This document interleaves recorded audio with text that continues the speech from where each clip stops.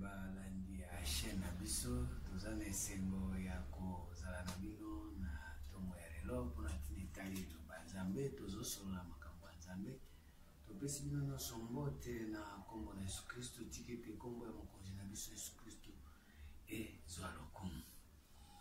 Bandeko balandi soki tokei na mokanda ya 2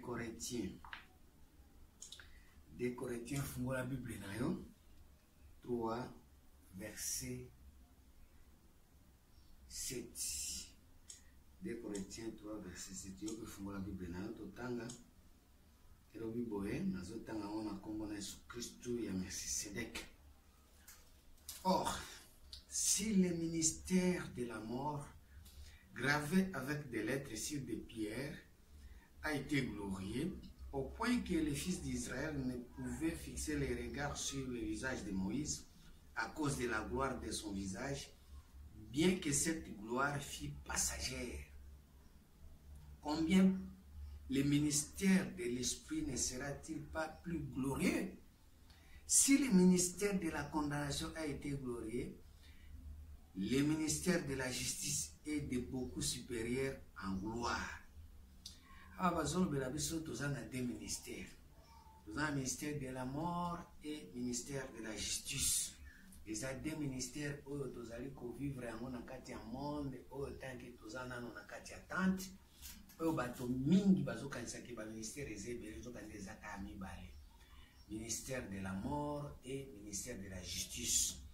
Yangwana de kumoninga mikati na nkolo na kati na bonzambe tango tozolo bila makambo ya nzambe il faut yeba tozana ministère nini ozana ministère de la mort ou bien ozana ministère de la justice. So ozana ministère de la mort bazwa kango ezalaka wapi to kina mkanda ya Proverbe 21 verset 20 pour yeba kozana ministère de la mort il faut tanga Proverbe 18, verset 20 à 21. C'est du fruit de sa bouche que l'homme rassasie son corps. C'est du produit de ses lèvres qui se rassasie. La mort et la vie sont au pouvoir de la langue. Quiconque l'en aime mangera les fruits. La mort et la vie sont au pouvoir de la langue. Ministère de la mort, appartient à la langue. Tant que bazoloba na ministère de la mort ou bien bazoloba na ministère de la justice ou ils en a vie, puisque la mort et la vie sont au pouvoir de la langue. Quiconque en aime en mangera les fruits. Olingi ango ibaki okozwa fruits nango. Po Bible zoloba bien na mkanda ya Galates 6. Galates 6 elobi boye verset 7. Galates 6 7 elobi boye. Ne vous y trompez pas, on ne se moque pas de Dieu. C'est qu'un homme aura semé, il moissonnera aussi. Celui qui sème pour sa chair moissonnera de la chair la corruption. Mais celui qui sème pour l'esprit moissonnera de l'esprit la vie éternelle. Nous avons deux façons de semer. Au cas semer pour la chair, vous avez le ministère de la mort. Au cas semer pour l'esprit, vous avez le ministère de la justice. Celui qui sème pour la chair, ne vous y trompez pas, on ne se moque pas de Dieu. Ce qu'un homme aura semé, il moissonnera. Celui qui sème pour sa chair, moissonnera de la chair la corruption. Mais celui qui sème pour l'esprit, moissonnera de l'esprit la vie éternelle. Tous en a deux semences à retirer dans ma belle. Au cas semer chair, au cas semer esprit. Si au ministère de la mort, les hommes m'abattent pour se ma chair. Or, ce que vous semez chair, il va vous mentionner la chair. Quand vous mentionnez l'esprit. Et on a déjà, tous en a deux ministères. Le ministère de la mort, les hommes m'abattent pour semer la chair. Les hommes m'abattent contre la corruption. Si vous n'avez à travers deux ministères, on a allé régner. Tous on est dans le canal de 2 Corinthiens 3. Où ils allaient régner, ils ont le ministère de la mort. Pourquoi? Parce que nous sommes na chair. Oh, si le ministère de la mort gravé avec des lettres, la lettre, chair, autant de Bible, Or, si le ministère de la mort gravé avec des lettres sur des pierres a été glorieux, ils ont glorieux par rapport à bateau bon c'est cher. Bazo monango ils ont la gloire na kati. Au point que les fils d'Israël ne pouvaient fixer les regards sur le visage de Moïse à cause de la gloire de son visage, bien que cette gloire fût passagère. Gloire wana eza passagère, gloire à Moïse attaque Moïse ils ont brillé.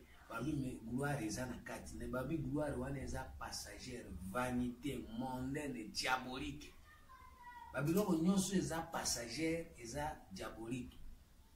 Ezali mondaine, eza satanique. Puisque diable peut a la capacité à mettre bato na niveau ya ngomba moko boye, ala kisi bango biloko eza terrestre, biloko eza chair, de façon que bato bakota na gloire wana. Mais babi gloire wana eza passagère. Eza mondaine koleka, eza na kati kuna soko vérifier, eza na vie éternelle te. Yango wana omoni des ministères wana ezo régner na kati ya monde, mais bato baza kokuta na ministère de l'esprit. Combien le ministère de l'esprit ne sera-t-il pas plus glorieux? Le ministère de l'esprit, celui qui s'aime pour l'esprit. Oko seme pe pour l'esprit moninga mika tina polo. But bo seme ka share ya moni l'église comme kama kambo mbongo nzoto na nzoto ba mbongo ba mituka ba ndako ba mabala ba voyage ba biloko ezali share biloko akosimba. Mais mutu atamo ko azoko ko kozala ko seme en esprit te or ba sema ka pe en esprit. Si le ministère de la condamnation, quel ministère de la condamnation? Place où bazo seme share. So ba o seme cher ba condamné ya moni Jésus ba condamné que puisque ya zaki nzoto. Si le ministère de la condamnation a été glorieux, le ministère de la justice est de beaucoup supérieur en gloire. Et sous ce rapport, ce qui a été glorieux ne l'a pas été à cause de cette gloire qui lui est supérieure. En effet, si ce qui était passager a été glorieux, ce qui est permanent est bien plus glorieux. Ce qui est passager, le ministère de la mort. Oh, c'est cher. Les passagers, ma balle, les passagers. Voyage, les passagers. Ndako, les passagers. Mbongo, les passagers. Oku fotiki yango. Oku fotiki yango. Mutatamoko okena. Akufa okena libala. Mutatamoko okufoke na mbongo. Mutatamoko okufoke na ndako. Mutatamoko okufa akei na bana. Tant que yo oza na kati ya ministère de la mort, ozo seme cher, okorekote kaka corruption. À ce moment-là, ozo kokota na ministère de l'esprit te po okota na kati ya justice ya Nzambe. Ozala justifié devant Nzambe, ozala juste. Or, mukanda ya Romains 1 verset 17, elobi boye. Romains 1 17. Papa, maman, tanga Bible. Le Bible. Parce qu'en lui est réservée la justice dédiée par la foi et pour la foi. Selon qu'il est écrit, le juste vivra par la foi. Le juste vivra par la foi. Le juste ne peut pas vivre par rapport à la chair. Le juste ne peut pas vivre par rapport à la vie passagère. Le juste vivra par la foi. La foi. Et c'est juste ceux qui ont la vie. Et donc, ils ont vivre. Ils ont un condiment. Si vous avez vivre, ils ont condiment. Si vous avez condiment juste, ils ont sa vie. Bande kubalinga mikati na nkolo. So kitu kesi koyo na mkanda ya Luc 17 verset 5. Luc 17 verset 5 à 6. Le Bible. Les apôtres dirent au Seigneur, augmente-nous la foi. Les justes vivra par la foi. Les apôtres dirent au Seigneur, augmente-nous la foi. Parce que l'apôtre belé bazo senga Seigneur qui a augmenté la foi puisque et bandeli bazalaki na foi mais foi wana ezalaki oyo ya ba juste te foi wana ezalaki ya ba injuste siko foi ya ba juste esengeli siko ba apôtre basenga ke Jésus a augmenté bango puisque ba apôtre ba koma ba juste puisque ba apôtre ba juste te puisque bazali ko vivre na foi te parce que vivre par rapport na nini ba apôtre vivre par rapport na nini. Les apôtres dirent au Seigneur, augmente-nous la foi. Et le Seigneur dit, si vous avez de la foi comme un grain de sénévé, vous direz à ce sycomore, déracine-toi et plante-toi dans la mer et il vous obéira. Mon réponse est à Jésus. Jésus a dit, le Seigneur dit, si vous avez de la foi, ce qui vous en a conduit, ça veut dire ce qui vous y a pour vivre la vie, n'a pas besoin de conduire. Tout vous a pour ce qui vit, n'a pas besoin de conduire. Tout bondi a ka condiment bokoro bana sycomore déracine-toi longola ba misisa na onyonso puisque misisa oana o etelemi aba sycomore de ba potre balela kawana ba potre balela kana sycomore so sycomore etelemi bango bayaka na nzete wana po balela siko sobi soko zana kondima lokola grain de sénévé okozala na foi ya koyebisa sycomore déracine-toi parce que foi ezate ke na kufanda kana se société ya sycomore foi eza kufanda na nzete ya sycomore te baninga mikati na ko kolia ko vivre na foi eza kufanda na nzete ya sycomore te so fanda na nzete ya sycomore oza na foi te il faut ko déraciner yango Jésus dit que soko zana kondima lokola grain de sénévé okoloba ke sycomore eza nini elongwa puisque olongwa ko vivre na sycomore oluka sikoyo ozala na foi. Oh la foi o Seigneur ayebi eza ya kufanda na sycomore te bande konanga boyo kanga bien la foi Seigneur ayebi eza kufanda na nzete ya sycomore te la foi utaka wapi. Romains 10 verset 17. Romains 10 verset 17 et le Bible. Ainsi la foi vient de ce qu'on entend et ce qu'on entend vient de la parole de Christ. La foi vient de ce qu'on attend. Ce qu'on attend ne vient pas de sycomore. Ne vient pas de sycomore. Il faut que déraciner sycomore pour banda koyoka siko Christ. Pour ceux qui sycomore ezali okoyoka Christ te. Ceux qui sycomore ezali okozala juste te. Ceux qui oza pour vivre foi ya sycomore oza juste te. Pour vivre foi oyo ezosenga ke oyoka Christ esengeli ozala juste. Or, pour ceux qui ont la juste, il faut déraciner une sycomore. À tous les apôtres, ceux qui ont la sycomore, vous allez juste été, vous vivez dans la foi. Et moi, c'est que déraciner sycomore, au bandakoyoka sycomore Christ. Pour liboso, batunyoso, bazala na Christ, bazoka de sycomore. Luc 19. Luc 19. Tu vas dire dans le verset 1er. Jésus étant entré dans Jéricho, traversait la ville, et voici un homme riche appelé Zachée, chef des publicains, cherchait à voir qui était Jésus. Mais il ne pouvait parvenir à cause de la foule, car il était de petite taille. Il courut en avant et monta sur un sycomore. Amati liboso, amati likola sycomore. Pour mon anani, Jésus. Aïba Jésus azanani. Or, sycomore, ata mati likolo okoyeba Jésus te. So mati likolo sycomore okoyeba Jésus te. Jésus akoyebisa yo kita na sycomore yakanga na kota nde na ndako na yo. Il courut en avant et monta sur un sycomore pour le voir parce qu'il devait passer par là. Lorsque Jésus fut arrivé à cet endroit, il dit à cet endroit, il leva les yeux et lui dit, Zachée, hâte-toi de descendre. Zachée, hâte-toi de descendre. Quitta mango na sycomore, déraciner sycomore. Pour ce côté quelqu'un na sycomore, vous en a foité. Déraciner sycomore. Et puis si Zachée, quitta na sycomore. Il dit, Zachée, hâte-toi de descendre car il faut que je demeure aujourd'hui dans ta maison. Et Seigneur, Jésus a condamné na kati ya Zachée na ndako. Afana na banzete ya sycomore te. Amona kaika ka tout temps banzete ya sycomore. Po banzete ya sycomore soki ezali soko déraciner yango te, okota na foi te, Jésus peut augmenter au foi te. Baninga mikati na nkolo. Mais esengeli kosala nini? Kokita na nzete ya sycomore. Lelo bato ebele bazolinga kokita na sycomore te. bato lelo balingi komataka na sycomore bafandi likolo ya sycomore bayeba Jésus bien na kati ya sycomore. Mais Jésus a tout détaillé, il faut qu'on quitte Zaché, hâte-toi. Quand Jésus a hâte-toi, il dit Mbangu, quitte Mbangu, malamoko. Yamwana, Zaché pe akangaki motema te akitaki. Esengeli siku ngana kota nde na demele na nini na ndaku na yo. Po soki na kati na koti na ndaku na yo nde na koti sa yo kontima. Soki na koti na kati na ndaku na yo te na koti so kontima te. Okozala toujours na cesse na nzete sycomore mati pe omoni pe sycomore. Amos 7:14. O nzambe sunga mutu moko akoyoka makambo oyo.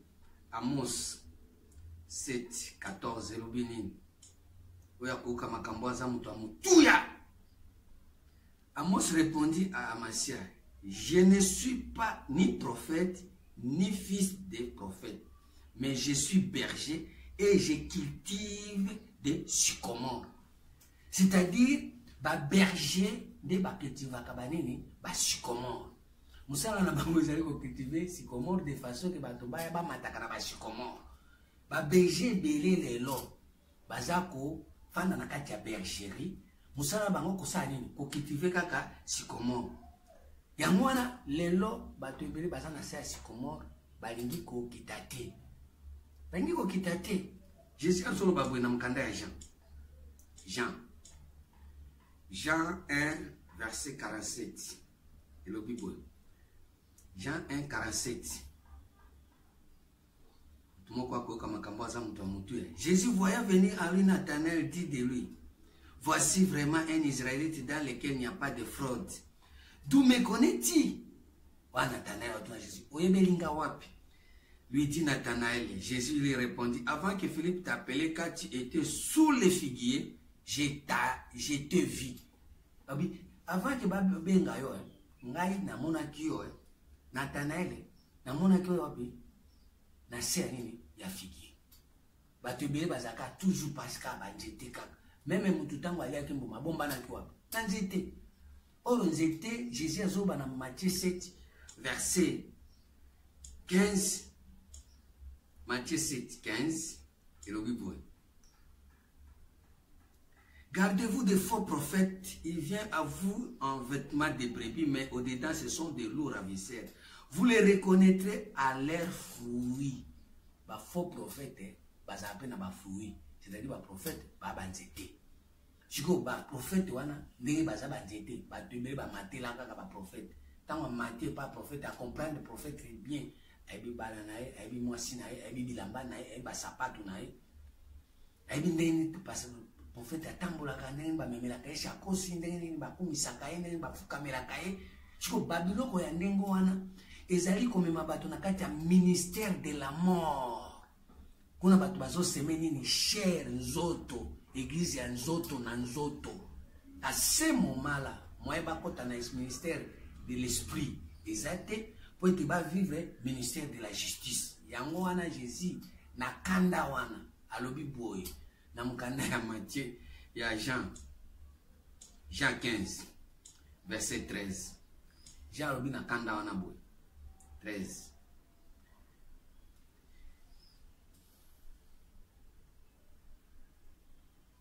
Jean 15. Non. Matthieu 15. Matthieu 15 13. Attends, Matthieu 15 13. Il répondit, toute plante qui n'a pas planté mon Père céleste sera déracinée. Kandawana. Je dis, banzete nyonso ezala sycomore, ezala figuier. Tata nanga soki alona ki yango te, esengi basani bakadango. Yango Jésus alobi, soki bozali na kondima lokola graine de sénévé, bokokata nini, nzete ya sycomore. Laissez-les, ce sont des aveugles qui conduisent des aveugles. Si un aveugle conduit un aveugle, ils tomberont tous deux dans un fossé. Ça veut dire que baza ko mataka na sycomore kwa bazashi wana. Bato kwa ba oyo nyonso baza na ba prophète wana. Baza ba aveugle. Baza ba aveugle. Ba kopeya bango nyonso wapi na libulu na ba prophète tout ba kopeya na libulu. Pourquoi? Parce que banzete wana pour bazo pour matela et ça Christité. Or nous étions à malam la foi ce qu'on nous dit qu'on consomme foi. La foi vient de ce qu'on attend et ce qu'on attend vient de la parole de Christ. Christ azali basikomorte. Christ aza figuier. Christ aza arbre nini. Genèse 2 verset 9. Genèse 2 9. La Bible désolé. L'Éternel Dieu fit pousser du sol des arbres de toute espèce, agréable à voir et bon à manger, et l'arbre de la vie au milieu du jardin, et l'arbre de la connaissance du bien et du mal. L'arbre de la vie, Zamba planta qui a compris. Ce n'est que ça, où il s'engage battuba matela. Or, l'arbre de la vie, ils allaient basikomorte, ils allaient figuier. Mais à tiens qui wapi au milieu, na katikati, à tiens qui na nzelate. Et l'arbre de la vie au milieu du jardin. Ce qu'on donne aux ananzela, au moins à arbre de la vie. Ils ont na katikati ya jardin. Ce qu'on a dit au monde en côté. Sur arbre de la vie, ce qu'on matériel en gros. Jamais, je sais à quoi il s'est quitté. Mais ce qu'on matériel va sycomore, ce matériel va figuier. Picoler on a mis ça ba kati yango puisque nzamba atira ko planter yango te po bato ba matela yango ba umela libela na libela ba arbre wana eza na vie éternelle te eza na ba fruit ya vie éternelle te eza na ba fruit ya vie passagère eza na ba fruit ya vie mondaine eza na ba fruit ya vie diabolique ya moi je peux ce que vous avez la foi vient de ce qu'on attend. Vous consommez par foi, vous consommez la foi, le juste vivra par la foi. Or, pour vivre par la foi, c'est-à-dire, au banda poyoka, makambo oyo consommer pour vivre dans la foi, non. La foi vient de ce qu'on attend. Tant que vous avez est-ce que vous avez Christ, vous avez sycomore, vous avez figuier, vous avez pasteur, vous avez prophète. Ba berger bo baza ko planter kaka ba sycomore. Or ce que ça na sycomore oza na kati ya ministère de la mort, oza na ministère de l'esprit te, oza pe na ministère ya justice te. Ateza na gloire wana eza passagère. To tukotala mokanda ya 2 Corinthiens 3 verset 7 à 9. Si vous arbre au milieu, vous arbre de la vie, tirez-le, nous doit tamo batira au matin à Zate. Nous doit tamo batira au matin à Zate. Genèse, Apocalypse 22. Apocalypse 22, premier verset. Il me montra un fleuve d'eau de la vie, limpide comme du cristal qui sortait du trône de Dieu et de l'agneau. Trône et ensemble, na trône et agneau. Au milieu de la place de la ville et sur les deux bords du fleuve, il y avait un arbre de vie. Un arbre de vie. Produisait 12 fois de fruits, rendant son fruit chaque mois et dont le feuillage servait à la guérison des nations. Matiti ezobi qui saba nation mobimba nene nation congolaise. Batu nyonso e matiti ya pamba ezobi kisa. Mais 12 fois bafouye ezobima. Bafouye bima kaka. Produisant 12 fois de fruits, rendant son fruit chaque mois. Chaque mois fruit ezobima. Ils ont saison, ils ont saison en côté. Non, janvier bimi, février bimi. Tous les 12 mois, ils ont bima. Bafouye bima kaka. Lelo, quand on a banzete, au moins nzete wana ils ba figuier, au moins nzete ils ba sycomore. Mais bafouye, so au tali en janvier, fruit ils ont. Au en février ils ont. Et en mars ils ont. Et na avril ezati oya na septembre ezati décembre moni C'est-à-dire quoi? Ba changement ya fréquence ya ba fruit. Bizaleri ba pratique ça la changement. Kuti muto lelo amtu malamu, lobi kuna mtu mabe. Okuta boy ba fruit ya ma échanger. Bande ko balinga mikati na nkolo. Wana ezali banzete ya arbre de vie ça Jésus te yango eza ba sycomore na ba figuier. Eza nzambe ya plantaki biloko wana te singeli ko déraciner yango. Okuti prophète na yo a changer. Akabela kaombongo akati kokaba. Aopebisa moi wana ebi ezate. Parmi les 12 mois, moi moko elongwe. Okuti prophète na yo azalaka mutu ya esengo. Mutu akimia. Janvier monani. Yakam février okuti akome kanda. Mutu ya hene rakini. Yebaki ba moi changer. Ezobimisa ba fuite. Ba moi changer. Comme mutu ya rakini ba tiraima. Yebaki ba nzete ya ndengwana eza arbre de vie. Matiti nango ko bikisa pe ba nation te. Eza ngai te za pipe. Yamoni mutu aye wana. Moya bike zate, moya pe abongwa mezate, moya pe akangola mezate, moya pe avive bola mazambe zate. Okoba asa na crédit. Non. Eza ba figuier, eza na ba sycomore nde telemi, ezo ba matela. Batu ba materi arbre de vie te. Po arbre de vie ebimisaka ba mbuma tous les 12 mois. Oya na janvier okutimbuma, février okutimbuma, mars okutimbuma. Ba mois nyoso décembre mbuma ezali.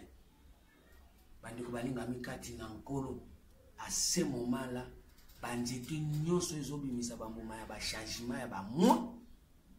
Ils ont un mystère de la mort. Pour la mort ezokota. Dieu ezokota. Or la mort et la vie sont au pouvoir de la langue. Quiconque en aime en mangera les fruits. Yangwana zosenga na bino bato bozolanda émission oyo Nzambe asunga bino bokota na ministère de justice oyo tozomemela bino. Psaume 112:6. Psaume 112, 6e verset. Quand on a combattu Jésus-Christ, Melchisédek. Car il ne chancelle jamais. La mémoire du juste durera toujours.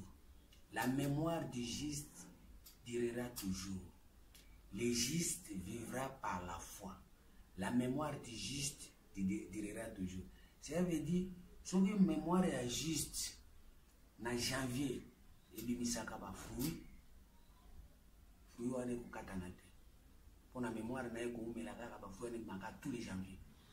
Soki février, et bien ça va fruit et ko umela kaka ba fruit maka tous les février. Mars, tous les 12 mois, et bien pour ça juste. Or, Balabi, le juste vivra par la foi. Or, la foi vient de ce qu'on entend. Ce qu'on entend vient de la parole de Christ. Christ, c'est l'unique arbre de vie. Oui, c'est que batoba matir. Mais lelo, batoba matir ba prophète, bon matir ba pasteur, bon matir ba bishop, bon matir ba sango mokonzi, bon matir ba généraux, bon matir ba cardinal. Nyoso cardinal koloba, di ba kosala. Mais Christ, bon matir a été. Or, Christ ndenzete a bon moyo. Oyo sengeli batoba matir. Yamwana banzeto ana nyoso. Matthieu 3, verset 10. Matthieu 3, 10. Le Bible. Déjà le cognac est mis à la racine des arbres. Tout arbre dont il ne produit pas de bons fruits sera coupé et jeté au feu. Pasteur Nabino, Badiak Nabino, Namba, Tumba Bango.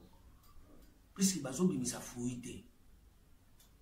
Bawa on a moto parce que baza ba sycomore baza ba figuier et on moni kanda ya Jésus ce que moni figuier ils obéissent le côté atumbaka yango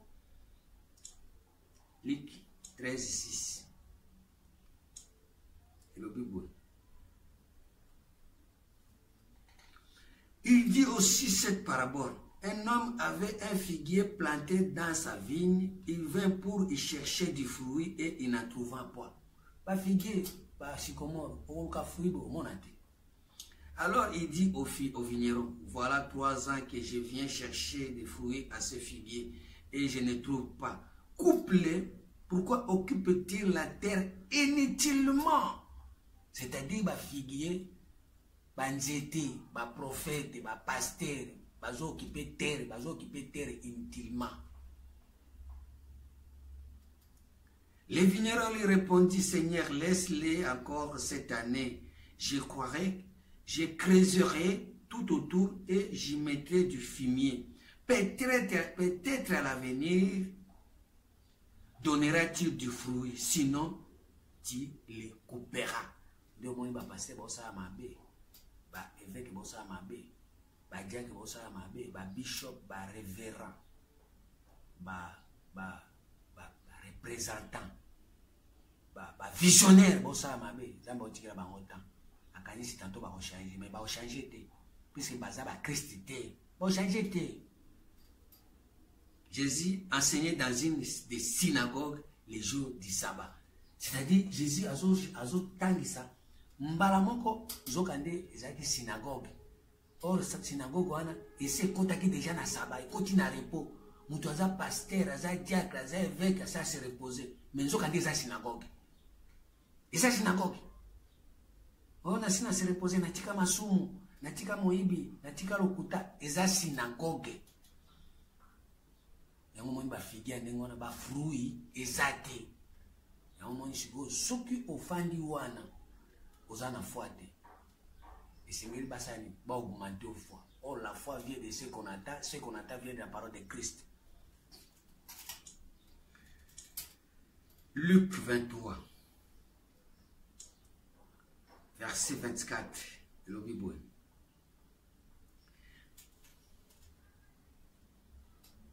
Non, Luc 20. Luc 20. 24. Le Bible.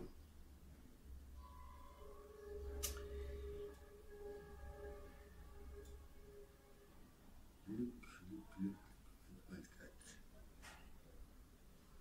Non, pas Luc 20. Jean 20. Oui, excusez-moi, Jean 20. 24. Et le Bible. Jean 20, 24. Thomas, appelé Didyme, l'un des 12, n'était pas avec eux lorsque Jésus vint. Les autres disciples dirent donc, nous avons vu le Seigneur. Mais il leur dit, si je ne vois pas de ses mains la marque des clous, et si je ne mets mon doigt dans la marque des clous, et si je ne mets ma main dans son côte, je ne croirai point. 8 jours après, les disciples de Jésus étaient de nouveau dans la maison et Thomas se trouva avec eux. Jésus vint, la porte étant fermée, se présentant au milieu d'eux. Il dit, la paix soit avec vous. Puis il dit à Thomas, avance ici ton doigt et regardez mes mains. Avance aussi ta main et mets-la dans mon côte et ne sois pas incrédule, mais crois. Thomas lui répondit, mon Seigneur et mon Dieu.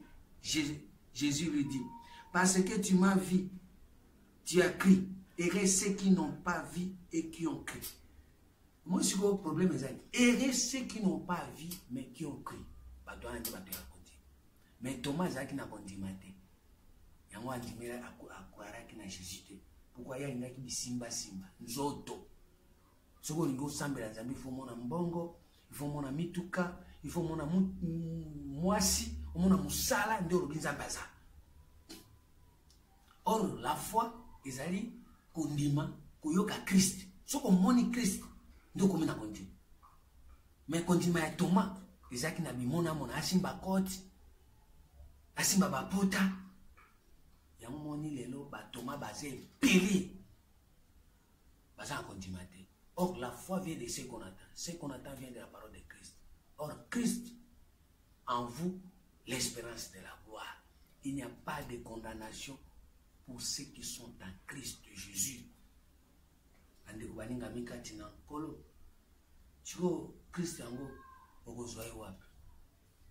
Colossiens 2, 1. Colossiens 2, 1.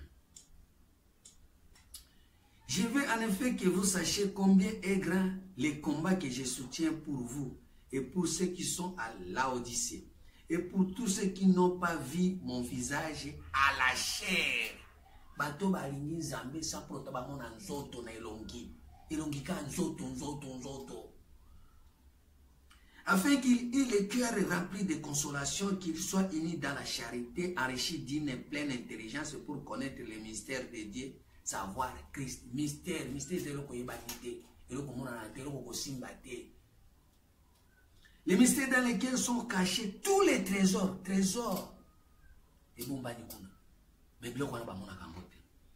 De la sagesse et de la science. J'ai dit cela afin que personne ne vous trompe par des discours séduisantes. Oh, ya ba figuier na ba sycomore bazana discours séduisant car si je suis absent de corps, je suis avec vous en esprit.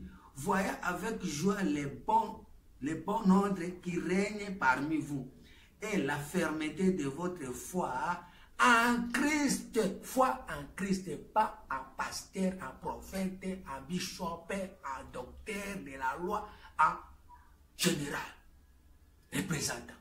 Foi en Christ. Ainsi donc, comme vous avez reçu le Seigneur Jésus-Christ, marchez en lui. Oh, Zambi, attache étant enraciné et fondé en lui, enraciné et fondé en lui et affermi par la foi d'après les instructions qui vous ont été données et abondées en action de grâce. Étant enraciné et fondé en lui. Si vous êtes aux anzités, vous avez racine, vous avez fondé dans Christ. Et affermi par la foi, on dit Christ, vous allez affermi d'après les instructions qui vous ont été données et abondées en action de grâce. Faut toujours que ça vienne à Christ, ils ont des pour action, actes opposés, ils ont actes seulement pour être grâce ensemble, action de grâce ensemble, ils ont grâce. Abi non, en tout cas, nous avons grâce à Moutouana. Azaki pas ba figuier, azaki pas ba sycomore, mais basi ba katango. Sikoyo, Christ sikoyo a récupéré bango. A récupéré bango ndengeni. A récupéré bango ndengeni. Jean 12 verset 31. Christ a récupéré bango ndengeni. Ba katinzete. Christ a récupéré. Et le Bible. Maintenant a eu lieu le jugement de ce monde. Maintenant le prince de ce monde sera jeté dehors. Mon prince wana. Le prince de ce monde bato nyoso bazaba figuier, bato nyoso bazaba sycomore, il faut boire kango libanda. Bolongola bango na bomoy. Et moi quand j'aurai été élevé de la terre, j'attirerai tous les hommes à moi. En parlant ainsi, il indiquait de quelle mort il devait mourir. C'est-à-dire Jésus a indiqué liwanae na soki bondimi ke mondo yo prince azalaki ko dominer wana ba prince ni ba prophète ba bishop ba pasteur ba o ba komi kokoma lelo ba nzambe baza ba nzete ya bomo ite me ba ba nzete ba nzete na nzete bo ba mona mbuma nango eza nzambe muto asala bango te ba bibimisa po Satan apesa bango pouvoir. Po depuis Satan a kosa mwasi batu nyonso bazana aligné wana babeba bakomi kolia na banzete n'importe quel nzete o nzambe atiaki nzete arbre de vie na kati po bato balia kana nzete wana mais mususu biko simba te mususu akama mpona kotala mususu apesi ba avertissement mais lelo bato bakomi kolia tous les nzete engi ko banini prophète akoyana makambo naye ondimi diacre akoyana makambo naye ondimi bishop akoyana makambo naye ondimi sango mokonzi akoyana makambo naye ondimi général akoyana makambo naye ondimi mutusu akoya kuna binga nde na bimile lelo soki ndenge ondimi babiloko nyonso eza banzete kilikili oyo eza na mbuma te bandeko balingami kati na nkolo eza na mbuma te eza na bafruit te Maintenant, il y a le jugement de ce monde. Maintenant, le prince de ce monde sera jeté dehors. Et moi, car j'aurais été élevé de la terre, j'attirerai tous les hommes à moi. Abi, nga so bo longoli nga na mabele, de na ko benda ba oyo nyoso baza ya ngai na ko benda ba. Bo longola nga na mabele, puisque na mabele, déjà to kuti ba racine eza kuna ba racine eza ba ndete ya sycomore, ba racine eza ba nzete ya figuier, eza ba nzete oyo soko tali boye mbuma eza te. Nga siko il faut bo tumbola ngai, bo longola nga na ba nzete ya boye. Bo longola nga na terre eza ezwi ba misisa na ba nzete ya boye. Soko bo tomboli ngani na ko benda ba oyo ya ngai. Tango na ko benda ba oyo ya ngai. Nde wana siko na zo indiqué lolenge ya liwa nini ya ko se débarrasser na ba baza na ministère des morts. Tokota siko na ministère de l'esprit, ministère de la justice, de façon que to banda ko pesa bato lisusu pouvoir te. To banda ko pesa mutu nyonso pouvoir te, mais pouvoir ezonge pa ya Christ balinga mikati na kolo. Balinga mikati na kolo. To pesa pe ba âge pouvoir te. To pesa mutu pouvoir te. Un Corinthien. Non, un Corinthien te Galate 1 verset 6. Je m'étonne que vous vous détournez si promptement de celui qui vous a appelé par sa grâce, par la grâce de Christ, pour passer à une autre évangile. Ba bengi bino la grâce à Christ. Mon botiki Christ. Je m'étonne. Vous passez vos longues à côté, ba bengi bino bo baluki. Je m'étonne que vous vous détourniez si promptement de celui qui vous a appelé par la grâce de Christ pour passer à une autre évangile. Non pas il y a une autre évangile, mais il y a des gens qui vous troublent. Les gens nous troublent. Et qui veulent renverser l'évangile de Christ. Bato bazo renverser l'évangile à Christ. Pour continuer à troubler na metu ya bato. Mais quand nous-mêmes, quand un ange du ciel annonce un autre évangile que celui que nous vous avons prêché, qu'il soit anathème. Mais quand nous-mêmes, Paul a reconnaître, même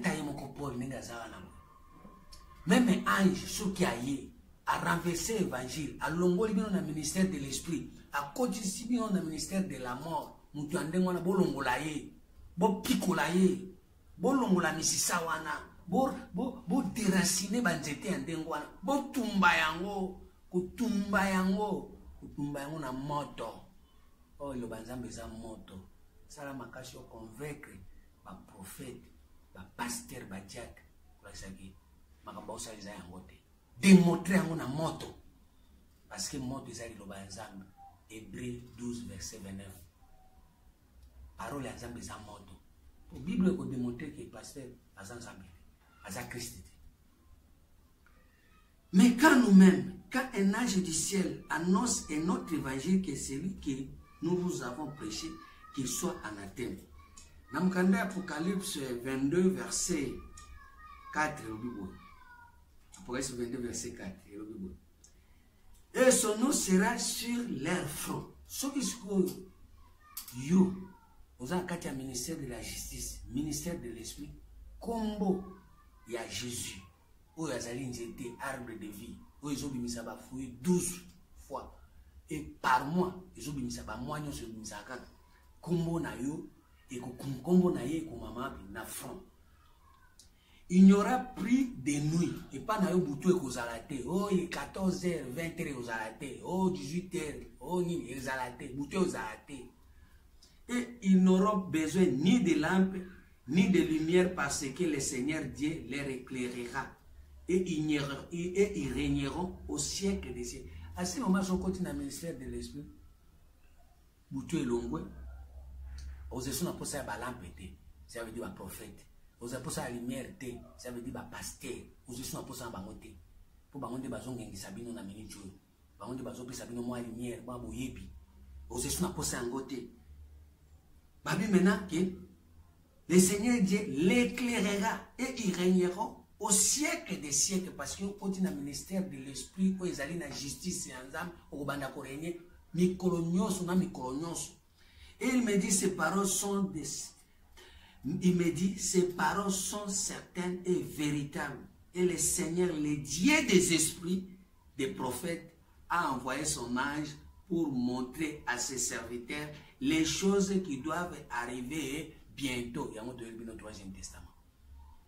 Pour être tout là, il Makambo, ministère de l'esprit, ministère de la justice, les Makambo et Seigneur comme Alelo, et quand on a katia bomo ya moko na moko bolongwa, na katia ministère de la mort. O ici kanini ba figuier, ils ont le pouvoir, ici kanini ba sycomore, ils ont le pouvoir. So aux âmes coussées na makambo, ils ont faut manter la sycomore. Quitta. Et voici, je viens bientôt. Heureux celui qui garde les paroles de la prophétie de ces livres. Et moi, Jean, qui ai attendu et vu ces choses. Et quand j'ai attendu et vu ces choses, j'ai tombé aux pieds de l'ange qui me les montrait pour l'adorer. Mais il me dit, garde-toi de faire, je suis ton compagnon de service et celui de tes frères, les prophètes, et de ceux qui gardent les paroles de ces livres. Adore Dieu.